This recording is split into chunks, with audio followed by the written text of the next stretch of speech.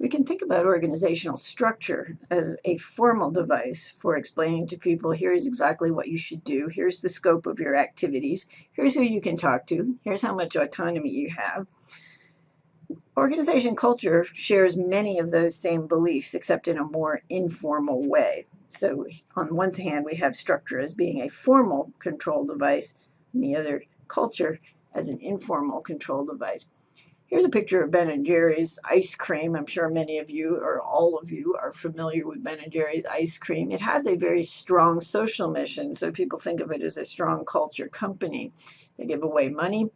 They utilize suppliers who are in Brazil or otherwise undeveloped or underdeveloped economies. They don't give hormones to their cows and so on. They started in a gas station. They got $10,000 from their parents. All of those great folksy backstory parts. Fewer people know that Ben & Jerry's is and has been for many years owned by a very large conglomerate corporation named Unilever, best known for soap products and run currently by a Norwegian. This might raise the question of exactly what the culture is supposed to provide for us, but we'll explore that just a little bit in this segment. So our definition is going to be a system of shared meaning held by members. It's going to help the members distinguish their organization from other organizations. So this is not Haagen-Dazs, this is Ben & Jerry's. It also tells us about the way we do things around here. Structure might very well do the same thing, except at a much more formal level. It's considered to be valid. It's taught to new members as the way to perceive, think, and feel. To the extent that the new members accept that, then they are more likely to stay with the organization and comply with the culture. Levels of culture include artifacts. We've got the Michelin Man here. He's made out of tires. He's about 100 years old, so the tires were white back then, or white-ish. He also doesn't look like any particular ethnicity and therefore can be used across the world. Michelin, of course, sells tires across the world. He's a symbol of the company in part because he's a problem solver. If you see him in a commercial, he's solving problems. Another level of culture would be the values, the beliefs about what should be. So one of the things we can derive from the Michelin commercial is that Michelin believes that they should be about solving problems. What you should do is produce products that solve problems. Assumptions are a little harder to dig at. They are often unconsciously held. So one assumption that Ben & Jerry's culture has is that super premium ice cream is actually a good thing to sell. Some people might not actually agree with that since it's extremely unhealthy for you.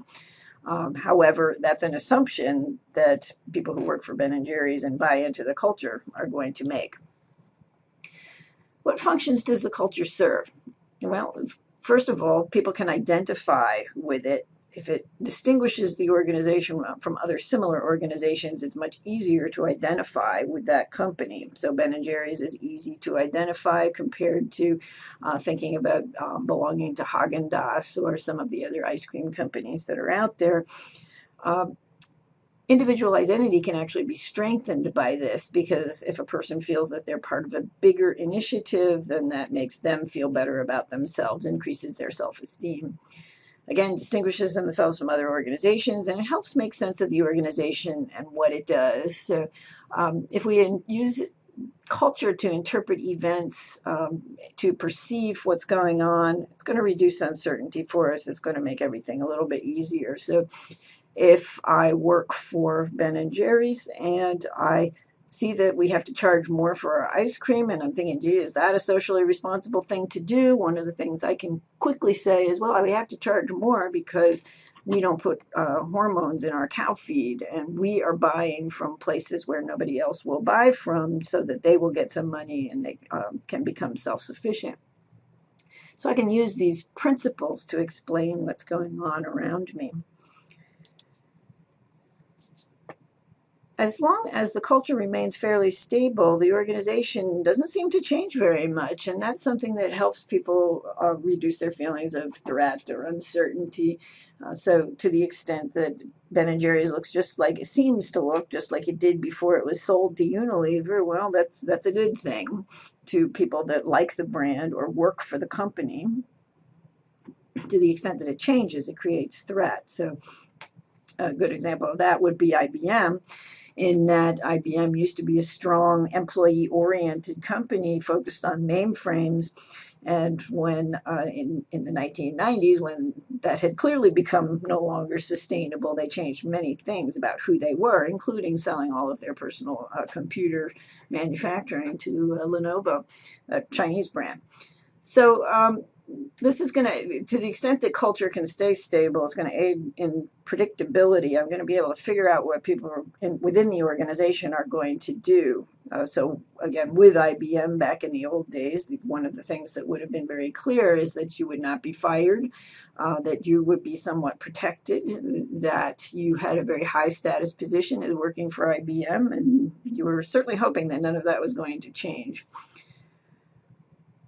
Functions of culture also include the control of behavior. So values indicate what can be done, what should be done. If the employees buy into the culture, then they buy those values, and it's going to reduce the cost of monitoring for the company. So if you have a bunch of people who believe in the Ben & Jerry way, they are going to follow the Ben & Jerry way, and I have to watch to make sure that they follow the Ben & Jerry way. I know they're going to do it. So how does this fit with effectiveness?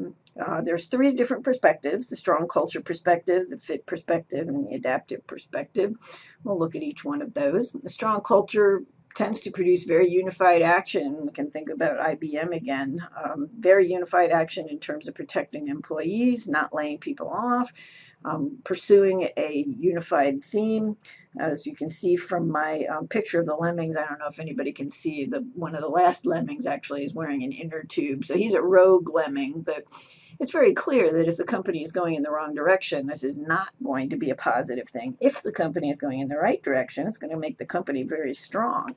But we need to be aware of what kind of environmental changes might be going on to suggest the culture is going to take us in the wrong direction. A fit approach suggests that the culture really needs to be closely adapted to the specific environment, as you can see from my koala eating eucalyptus leaves. This is going to enhance efficiency if there's a lot of eucalyptus leaves in your environment. Of course, if anything changes and those go away and that's the only thing you eat, that's going to be something of a problem. So fit approaches, to the extent that the culture becomes extremely closely adapted to a specific environment, it will be great, at least in the time that that environment remains stable, but it's not always going to be positive because, of course, the environment is likely to change. So, again, IBM, very strong on mainframes. Mainframes don't exist anymore. That's not so good for IBM. An adaptive approach, of course, suggests that we're going to produce a culture that can change very quickly. That's my amoeba there is the picture. Change is a central value in such cultures. FedEx is a company that's actually done a great job using change as a central value. So one of the things that FedEx has been able to do, despite the fact that it's no longer particularly lucrative to deliver letters overnight, which, if you're aware, this is how they made their business, right? Delivering letters, small packages and letters overnight. Of course, that was prior to email. Now that's not a business model that really works. So they've moved to a lot of ground transportation. They've become slower. They've reduced prices. And they've also gotten into the technology business in a big way. So trying to get customers to utilize their technology as opposed to keeping it proprietary, that's one of the ways that they've been able to survive. Ultimately, we're going to think that we probably need some pieces of all three of these approaches for a culture to be ultimately, optimally effective. So we need people to believe and buy into the culture. We need some change in it, and it needs to fit to some extent, but we also need to have some resources for that change. So ultimately, we need all three approaches.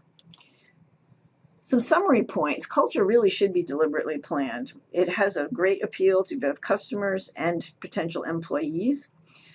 We need to think about it with a view to the goals and the environment of the organization. But we also have to build in some pathways to change. These organization characteristics like values, perceptions, assumptions can be really deeply entrenched. If we don't build in pathways to allow them to change, the company will ultimately fail as the environment around it becomes different.